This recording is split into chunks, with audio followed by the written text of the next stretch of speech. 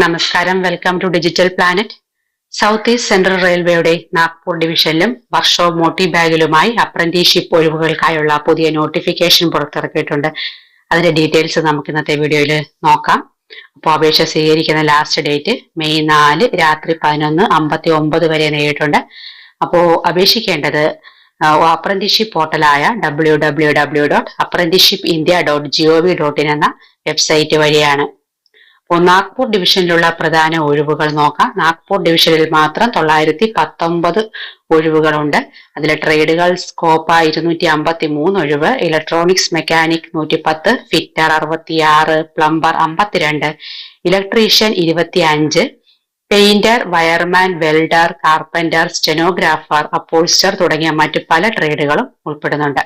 അതേപോലെ വർക്ക്ഷോപ്പ് മോട്ടി ബാഗിലുള്ള ഒഴിവുകൾ 88 ഒഴിവുകൾ ഉള്ളത്. പ്രധാന ട്രേഡുകളായിട്ട് fitter 44, electrician 18, COPA 13, welder 9, turner 4, അങ്ങനെ മൊത്തം 88 ഒഴിവുകളാണ് ഉള്ളത്. നോട്ടിഫിക്കേഷൻ പ്രകാരം ITI യോഗ്യതയുള്ളവരാണ് അപേക്ഷിക്കേണ്ടത്. അതേപോലെ ട്രേഡ് അനുസരിച്ച് ITI കോഴ്സുകൾ വേണം. അപ്പോൾ കൂടുതൽ വിവരങ്ങൾക്കായിട്ട് നിങ്ങൾക്ക് നോട്ടിഫിക്കേഷൻ ഒന്നുകൂടി ചെക്ക് ചെയ്യാവുന്നതാണ്. അപ്പോൾ PH വിഭാഗത്തിനും എക്സ് സർവീസ്മാൻ ഉൾപ്പെടെയുള്ള വിഭാഗങ്ങൾക്കും പ്രത്യേക റിസർവേഷനുകളുണ്ട്. അപ്പൊ നമുക്ക് അതിനെപ്പറ്റിയുള്ള ഡീറ്റെയിൽസ് നോക്കാം. നാഗ്പൂർ ഡിവിഷനിലുള്ള മൊത്തം ഒഴിവുകൾ എന്ന് പറയുന്നത് 919 കാറ്റഗറി അനുസരിച്ചുള്ളത്. അപ്പോൾ നമുക്ക് നോക്കാം കാറ്റഗറി അനുസരിച്ചുള്ള ഒഴിവുകൾ എന്തൊക്കെയാണെന്ന് നോക്കാം. ജനറൽ 371, SC 138 ഉണ്ട്, ST 70, OBC 248, EWS economically weaker സെക്ഷന് 92 ഒഴിവുകളാണുള്ളത്. അതേപോലെ PHRക്ക് 35 ഒഴിവുകളുണ്ട്, എക്സ് സർവീസ്മാന് 92 ഒഴിവുകൾ. അതേപോലെ വർക്ക്ഷോപ്പ് മോട്ടി ബാഗില് ഉള്ള മൊത്തം ഒഴിവുകൾ 88 നോക്കാം നമുക്ക്. Category UR 36, SC 14, ST 6, OBC 24, EWS 8. അത് റിസർവേഷൻ PH 3 ഉണ്ട്, എക്സ് സർവീസ്മാൻ 8. അപ്പോൾ നോട്ടിഫിക്കേഷൻ വ്യക്തമാക്കിയിരിക്കുന്നത് പോലെ അഡ്മിനിസ്ട്രേഷന്റെ ആവശ്യത്തിനനുസരിച്ച് ഈ ഒഴിവുകളൊക്കെ നമുക്ക് കൂട്ടാൻ ചിലപ്പോൾ കുറയ്ക്കുകയും ചെയ്യാവുന്നതാണ്. 15നും 24 വയസ്സിനും ഇടയിലുള്ളവർക്ക് അപേക്ഷിക്കാം. അതേപോലെ SC STക്ക് 5 വർഷം ഇളവുണ്ട്, OBC 3 വർഷം, PWBD അതേപോലെ എക്സ് സർവീസ്മാൻ 10 വർഷം വരെ ഇളവും ലഭിക്കും. അതേപോലെ വിദ്യാഭ്യാസ യോഗ്യത പറഞ്ഞിരിക്കുന്നത് 10ാം ക്ലാസ് അല്ലെങ്കിൽ തുല്യമായ പരീക്ഷയിൽ കുറഞ്ഞത് 50% മാർക്കോടുകൂടി പാസ്സായിരിക്കണം.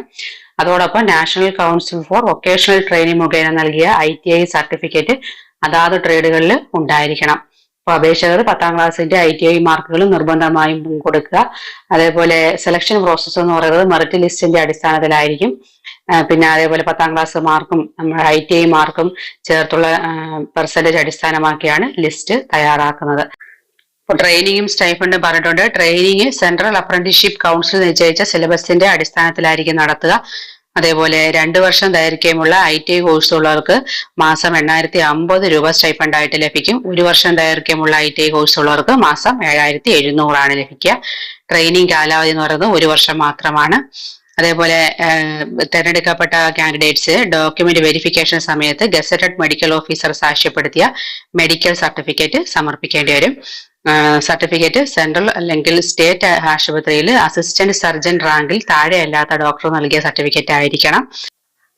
അതേപോലെ എക്സ് സർവീസ്മെനും അവരുടെ കുട്ടികൾക്കും ഈ അപ്രന്റീസ്ഷിപ്പിൽ 10% സംവരണമുണ്ട്.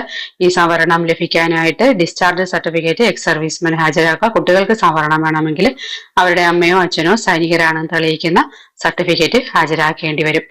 അതേപോലെ ദിവ്യാംഗ് കാൻഡിഡേറ്റ്സ് ആണെങ്കിൽ അവരുടെ മെഡിക്കൽ ബോർഡ് നൽകുന്ന ഡിസബിലിറ്റി സർട്ടിഫിക്കറ്റ് ഹാജരാക്കുക.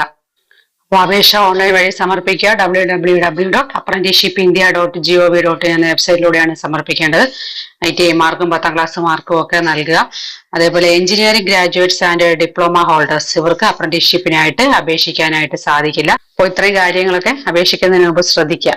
അപ്പോൾ വീഡിയോ ഇഷ്ടമായെങ്കിൽ ലൈക്ക് ചെയ്യാനും ഷെയർ ചെയ്യാനും സബ്സ്ക്രൈബ് ചെയ്യാനും മറക്കരുത്. നമുക്ക് മറ്റൊരു വീഡിയോയുമായിട്ട് വീണ്ടും കാണാം.